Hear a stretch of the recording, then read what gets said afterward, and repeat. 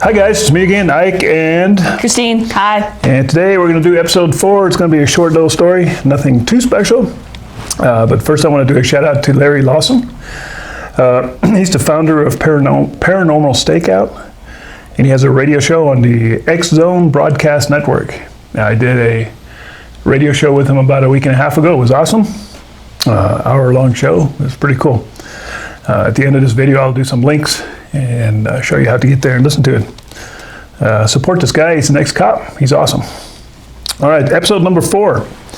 Episode 4 is about the old county jail I worked at. And this jail, the jail was built on the site of the last 3 hangings in the state of New Mexico, and it was on April 6, 1923. There used to be an old wooden structure that was the courthouse / sheriff's office. It burned down, and then sometime in the 60s, early 60s, they built the existing sheriff's department on top, same place. And that's the one I worked in. The sheriff's department had an old jail attached to it, and there was probably, I'm guessing, 15 or so cells in there with heavy steel doors. Super old, super sketchy. When I worked there, we never used a jail anymore. That section was closed. So this place was so scary at night. After a while, deputies would only go there in pairs. Nobody would ever go there by himself. In fact, you would risk a write-up by not completing reports or just quit altogether rather than go there by yourself. That's how spooky this place was. And back in those days, I started investigating it a little bit. And I was talking to some of the old-timers that worked at the sheriff's office when the jails were open, and every single one of them had a ghost story and paranormal story and just weird stuff. I remember I had a medium came down one time that was invited down by somebody. I know who, but I can't say. And it was a female from California. She walked in and spent a couple of minutes there and said this place got some bad energy there and left. And I tend to believe that. I've been to many paranormal places, many haunted places, grew up in haunted places, but the sheriff's department definitely had a negative energy about it. You could just feel it when you walked in there. There was no doubt about it. So, fairly new cop sitting outside in town talking to one of the local municipal cops, and I hear a deputy check out at the sheriff's department, and probably about 10 to 15 minutes later, that deputy comes pulling up to me at a high rate of speed, scared. And I'm like, what's going on? The deputy's like, you got to follow me back to the office and help me get my clipboard and paperwork out of there because I'm not going there by myself. I'm like, why? What happened? And the deputy's like, I was in there doing a report, cell door slammed shut. And these cell doors are huge, heavy steel doors. They don't slam shut. Anyway, I go back with the deputy over there and go inside and retrieve the clipboard and all the stuff she left behind. And I didn't see anything or experience anything at the time there. This deputy resigned like 3 to 4 months later. Just got out of law enforcement completely, and that was it for that one. But it piqued my interest because I'm fairly new. I didn't know much about the building. I didn't grow up in this area. Don't know much about it. So I noticed at night, my first real experience inside that building was I'm doing a report. I'm in there by myself. It's probably 10:30, 11 o'clock. And I hear a person talking. I hear a man in a fully engaged conversation. And I thought it was a sergeant. And so I'm like calling out for the sergeant. I'm like, Sergeant, come here a minute. And then I realized the door's not even open. The deputy's work area and the admin area were separated, and the voice was coming from the admin area. There was a locking door between. So as soon as I call him, it stops. So I knock on the door, I hear nothing. I go out the back door, come around to the front, the admin entrance, and there's nobody there. So I get in my unit and I call the sergeant on my phone. I'm like, where you at, Sarge? I wanted him to look over one of my reports. He was already 30 miles away, ready to go home. He got off at 11 at night. And I said, were you just down at the SL? And he goes, no, been up here all this time. Yeah, there was nobody there, and that was probably the beginning of that. Several times the bathroom faucets would turn on. You'd be doing a report and suddenly hear water running, and you go into the bathroom and the kitchen sink faucet's just running. And I had the old school twisty, cross-looking knobs. They were kind of gnarly looking, and we tried to debunk it, like maybe they turn on by themselves. There's no way. Those things were pretty hard, old and rusty kind of. I myself heard cell doors slam. Lots of spooky stuff happened there all the time. So I get teamed up with, we hired a new guy, and he was on my shift, and I got to know him pretty well, and he was also into the paranormal. So we started ghostbusting before it became a thing, the place. And we had old micro cassette recorders back then. And the first thing we did is set up the recorders in the cells while we go out. There'd be only 2 of us out. In a huge county, and this county is 4,400 square miles. It's huge. So we'd set up our recorders, and then we'd leave and probably go to a call or do something. And 2-3 hours later, we'd come back, check out recorders. And right off the bat, we started catching knocking sounds, and it sounded like metal on metal knocking sounds. We tried to replicate those sounds by beating on the walls and bars and pipes and front door and back door with flashlights and asps and sticks, and we could never replicate that sound. And it was always in threes. It was always bang, bang, bang. Got that quite a few times. And then we started getting EVPs, and we've had several EVPs we couldn't identify. It was a voice, usually 2 syllables, but we couldn't make out what they were saying until I caught one while I was doing a report. And I had an arrest that night, and like I said, nobody went there by himself. So my partner's in there with me, and we're trying to knock out the paperwork together so we can go back out and have some fun. So I'm doing a report, and I had him do the criminal complaint for me. And he's sitting like catty corner from me at another desk.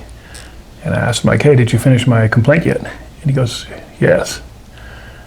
And I have my recorder running, and there's another man's voice that says, good deal. And it's a real deep, gruffy voice. I don't know where his voice says good deal, and there's only 2 of us there. That was creepy as heck, because if you ever caught an EVP, if you ever go out and try to catch an EVP and catch an EVP, it'll change the way you see things from that point on, because you personally know who was there, what wasn't there, and you try to debunk all of it. And when another voice responds to you and there was nothing else there, no radio playing, anything like that, that kind of changes the way you see things. Since then, I've literally had hundreds of EVPs. Like I said, we started investigating this place, and we found out that in this building had been 2 deaths for sure. One of them committed suicide, and the other one was a local. They put in a drunk tank, and I guess he protested. He didn't want to go in a drunk tank, saying he had enemies in there. But they put him in there anyway. And he ended up getting beat to death. And this was probably in the early 70s. So we always assumed the guy that got beat to death, that was the guy that was really haunting the place. Because if anybody had a beef, that certainly would be him. And you could just feel the scary presence in that place. On a sidebar real quick, if you go to my buddy Larry and listen to our episode we did, I tell a quick story about one night where I had to go drop a timesheet off for payday, and listen to the show and you'll see what happens. It's pretty crazy. Like I said, I'll put the links on there. So we kind of figured we knew who this guy was, who was haunting the place, and his last name was Romero. I'm not going to give any first names, but Mr. Romero, we'd start taunting him. We'd sit in the office, and we're dumb. We'd put a piece of paper down with a pencil on it and dim the lights and yell, come on, Romero, do something, you big pussy. Make the lights blink, turn the faucet on again. Why don't you slam a door now? Why don't you push me? That kind of stuff.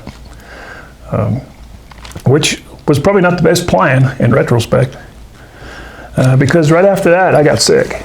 And, it started with a fever, the bones hurt, and by the next day, I was down and out. And the following day, my wife took me to the doctor, and it turned out I had strep. And they gave me antibiotics and all that good stuff. And I came back home, and the fever wouldn't break.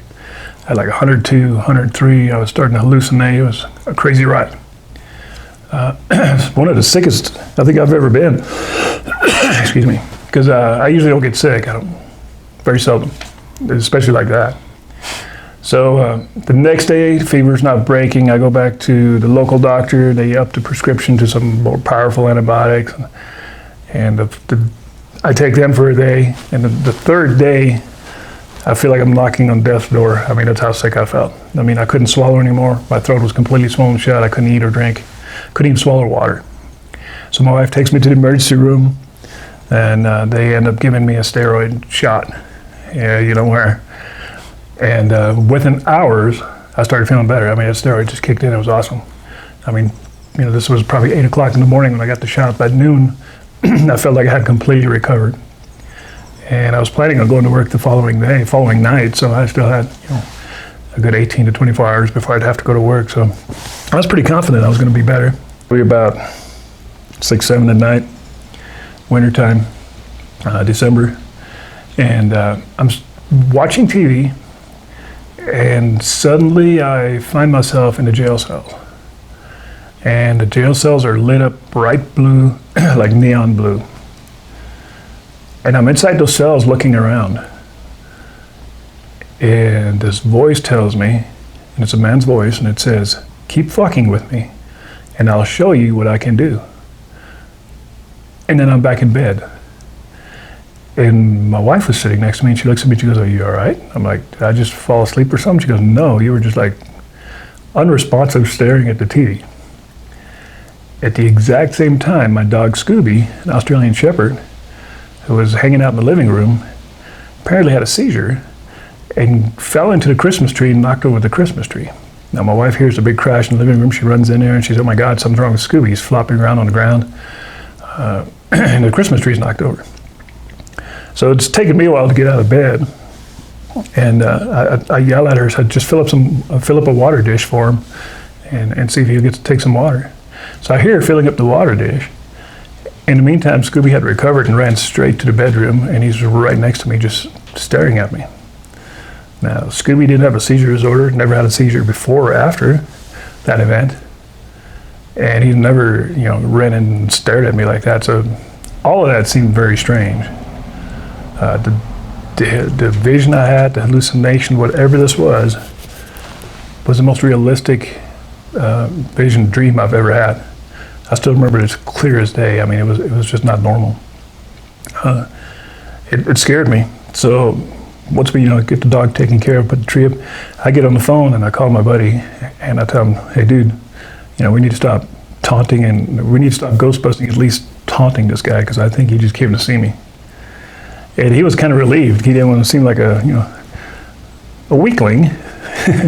He goes, "Man, I was hoping you'd say that because he's been freaking out about it too." I said, "So let's just leave this guy alone."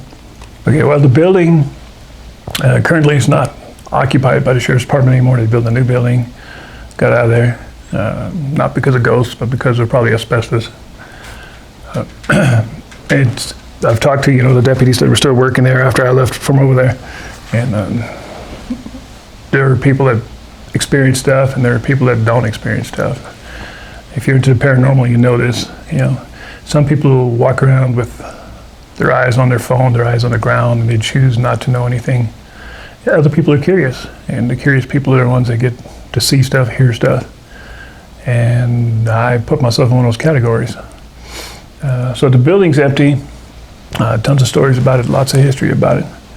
I was glad to be out of there, to tell you the truth, because it kind of sucked having to go there with somebody else every night because you have to worry about yourself. So that's the end of that story. Pretty soon, we're going to start inviting guests on this show. And once again, you need to check out Paranormal Stakeout. You can just Google it. It's on the X Zone radio network. Founder and host is Larry Lawson, excellent guy. Good show. He's clear over in Florida. So you have a Florida connection and we're the Southwest connection. So we have some interesting stories between the two of us because they have a whole different paranormal experience over there than we have. We have a lot of the Southwestern influence, and which makes it kind of cool listening to his stories. It was awesome. We're still waiting for more subscribers. They're going up slowly but surely. We're going to be giving away that half-ounce silver bar. Christina's hoarding it as we speak. She buried it somewhere. And don't know where to put it. It's gone. It's out of here. So if you have any questions, you can contact me on idkparanormal@gmail.com or leave a message on the on YouTube. And we'll continue this on. Feel free to contact us anytime. Thanks. And I'm Mike, and Christine. we're out of here. Bye. Bye.